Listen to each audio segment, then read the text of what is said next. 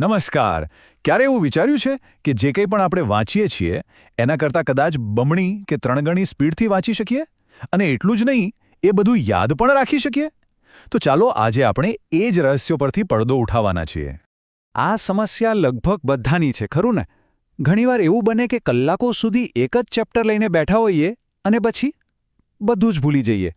પણ સાંભળો, જો આવું થતું હોય તો ટેન્શન લેવાની જરાય જરૂર નથી, કારણ કે આનો એક ઉપાય છે. અને સારા સમાચાર એ છે કે એ ઉપાય આપણે ધારીએ છીએ એના કરતાં ઘણો જ સહેલો છે. તો સવાલ એ છે કે આ બધું શક્ય કઈ રીતે બને છે? જવાબ છે સ્પીડ રીડિંગ. અને ના, આ કોઈ જાદુ નથી, કોઈ મેજિક ટ્રિક પણ નથી. આ તો શુદ્ધ વિજ્ઞાન છે. એક એવી ટેકનિક જેનો ઉપયોગ બિલ ગેટ્સ જેવા લોકો દર અઠવાડિયે એક આખું પુસ્તક પૂરું કરવા માટે કરે છે. વિચાર તો કરો. તો ચાલો આપણે પણ સમજીએ કે આ આખું વિજ્ઞાન કામ કેવી રીતે કરે છે. તો ચાલો શરૂ કરીએ. સૌથી પહેલાં એ સમજવું જરૂરી છે કે આપણી વાંચવાની રીતમાં મૂળભૂત સમસ્યા શું છે. એટલે કે મોટાભાગના લોકો વાંચતી વખતે એવી કઈ ભૂલ કરે છે જેનાથી એમની સ્પીડ ઘટી જાય છે. જો એક બહુ મોટી ગેરસમજ એ છે કે ધીમે ધીમે વાંચવાથી બધું બરાબર યાદ રહી જાય, પણ હકીકતમાં એનાથી બિલકુલ ઉલટું થાય છે. આપણું જે મગજ છે ને, એ એક સુપર કમ્પ્યુટર જેવું છે. હવે વિચારો, આટલા પાવરફુલ કમ્પ્યુટરને જો એકદમ ધીમી ગતિએ ડેટા આપવામાં આવે તો શું થાય? એ કંટાળી જાય છે અને પછી એનું ધ્યાન ભટકવા લાગે છે અને બીજા વિચારોમાં ખોવાઈ જાય છે. અને પરિણામ, આપણે જે વાંચ્યું હોય એ જ ભૂલી જઈએ છે. તો સવાલ એ છે કે આપણી વાંચવાની સ્પીડ આટલી ધીમી કેમ હોય છે? એની પાછળનું વિજ્ઞાન શું છે? ચાલો સમજીએ. કારણ કે જો એકવાર મૂળ કારણ સમજાઈ ગયું ને, તો ઉપાય શોધવો સાવ સહેલો બની જશે. તો આપણી સ્પીડ પર બ્રેક લગાવનાર સૌથી મોટો વિલન કોણ છે? એ છે એક આદત, જેનું નામ છે સબ-વોકલાઇઝેશન. એટલે કે વાંચતી વખતે મનમાં ને મનમાં દરેક શબ્દને બોલવાની આદત.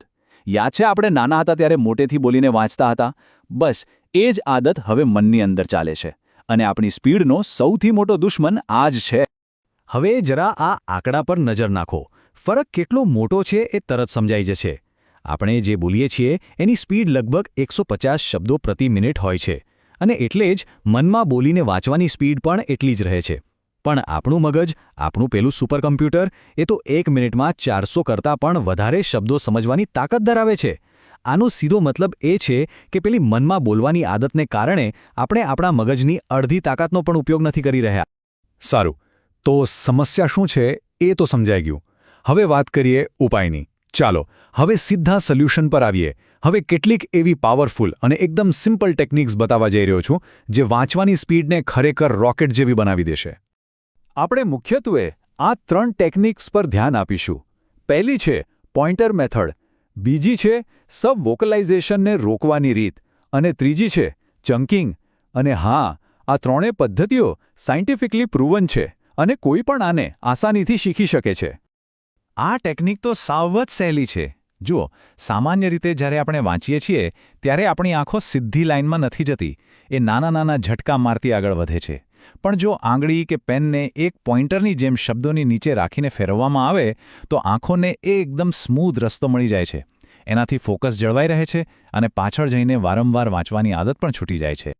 હવે આવે છે સૌથી મોટો પડકાર: મનમાં બોલવાની પેલી આદતને કેવી રીતે તોડવી? એના માટે આ 3 ઉપાયો અજમાવી શકાય છે.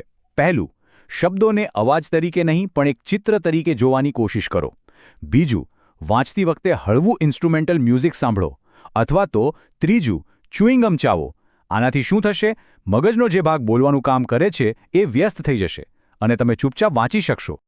આ એક વિચાર ખરેખર વાંચન પ્રત્યેનો આખો દૃષ્ટિકોણ બદલી શકે છે.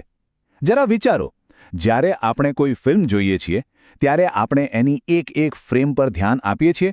ના, બિલકુલ નહીં. આપણે તો આખા સીનને એકસાથે અનુભવીએ છીએ.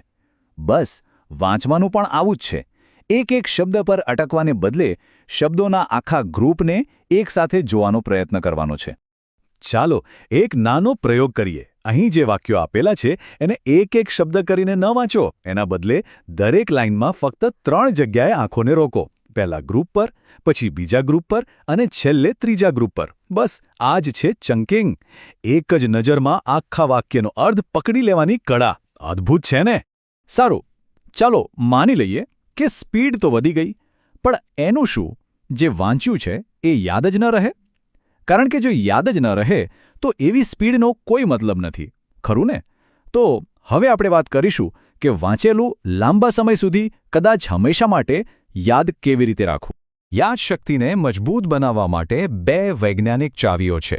પહેલી છે સ્કેનિંગ અને સ્કિમિંગ અને બીજી છે એક્ટિવ રિકોલ. ચાલો આ બંનેને સમજીએ. કોઈપણ નવું પુસ્તક કે ચેપ્ટર શરૂ કરતા પહેલા શું કરવાનું? બસ 2 મિનિટ કાઢો અને એના પર એક ઉડતી નજર ફેરવો. એના હેડિંગ્સ જુઓ, કોઈ ચિત્ર હોય તો એ જુઓ, બોલ્ડ અક્ષરો પર ધ્યાન આપો. આનાથી મગજમાં એક મેન્ટલ મેપ તૈયાર થઈ જશે અને પછી મગજ આવનારી માહિતીને યોગ્ય જગ્યાએ ગોઠવવા માટે તૈયાર હશે. આ ટેકનિક કદાચ આખા વિષયની સૌથી શક્તિશાળી ટેકનિક છે. બહુ જ સિમ્પલ છે. એક પેજ વાંચો, પછી પુસ્તક બંધ કરી દો અને આંખો બંધ કરીને પોતાની જાતને પૂછો, મેં હમણાં શું શીખ્યું? આ એક સવાલ બહુ જ જાદુઈ છે, કારણ કે જ્યારે આપણે મગજને કંઈક યાદ કરવા માટે દબાણ કરીએ છીએ ને, ત્યારે માહિતી શોર્ટ ટર્મ મેમરીમાંથી સીધી લોંગ ટર્મ મેમરીમાં જતી રહે છે. કેટલી સરસ વાત કહી છે. વાંચન એ મન માટે એ જ છે જે કસરત શરીર માટે છે. આનો અર્થ એ છે કે વાંચન એ ફક્ત માહિતી ભેગી કરવાની પ્રક્રિયા નથી. એ તો આપણા મગજની કસરત છે. એને ફિટ, તેજ અને હંમેશા યુવાન રાખવાનો એક શ્રેષ્ઠ ઉપાય છે. સારું, તો હવે થિયરી ઘણી થઈ ગઈ. હવે સમય છે એક્શન લેવાનો. કારણ કે માત્ર જાણવાથી કંઈ નથી થતું. એને અમલમાં મૂકવું સૌથી વધુ જરૂરી છે. તો ચાલો એક મજેદાર કસરતથી શરૂઆત કરીએ. આને કહેવાય છે 3-2-1 સ્ટ્રેટેજી. કરવાનું શું છે? કોઈ પણ બુકનું એક પેજ લો. હવે ટાઈમર સેટ કરો અને પહેલીવાર એને 3 મિનિટમાં વાંચવાની કોશિશ કરો. પછી એ જ પેજને ફરીથી 2 મિનિટમાં વાંચો અને છેલ્લે ત્રીજી વાર એ જ પેજને ફક્ત 1 મિનિટમાં વાંચવાનો ટાર્ગેટ રાખો. તમે જાતે જ જોશો કે દરેક વખતે સ્પીડ અને સમજણ બંનેમાં કેટલો મોટો સુધારો થાય છે. આ મગજ માટે એકદમ પરફેક્ટ વર્કઆઉટ છે. અને હા, કોઈ પણ નવી આદત પાડવા માટે સાતત્ય બહુ જરૂરી છે. પણ ગભરાવાની જરૂર નથી. કલાકો સુધી પ્રેક્ટિસ નથી કરવાની. દરરોજ ફક્ત 15 મિનિટ, બસ આટલું પણ પૂરતું છે. અને શક્ય હોય તો સવારે પ્રેક્ટિસ કરો, જ્યારે મગજ એકદમ ફ્રેશ હોય. અને હા, જગ્યા શાંત અને પૂરતા પ્રકાશવાળી હોવી જોઈએ. એક વાત હંમેશા યાદ રાખજો. સ્પીડ રીડિંગ કોઈ જાદુ નથી કે કોઈ જન્મજાત શક્તિ પણ નથી. આ તો એક સ્કિલ છે, એક કળા છે. બિલકુલ સાયકલ ચલાવવા જેવી. શરૂઆતમાં થોડું બેલેન્સ જશે, પણ એકવાર આવડી ગયું ને, પછી પાછું વળીને જોવાની જરૂર નહીં પડે. તો પછી રાહ શેની જોવાની? આજથી જ શરૂ કરી દો. કોઈ પણ પુસ્તક કે છાપા. તો છેલ્લે બસ એક સવાલ. આ બધી ટેકનિક્સ શીખ્યા પછી હવે જ્યારે નવું પુસ્તક હાથમાં લેશો ત્યારે શું થશે? શું એને પહેલાંની જેમ ફક્ત વાંચવામાં આવશે કે પછી એક ફિલ્મની જેમ એનો અનુભવ કરવામાં આવશે? વિચારજો.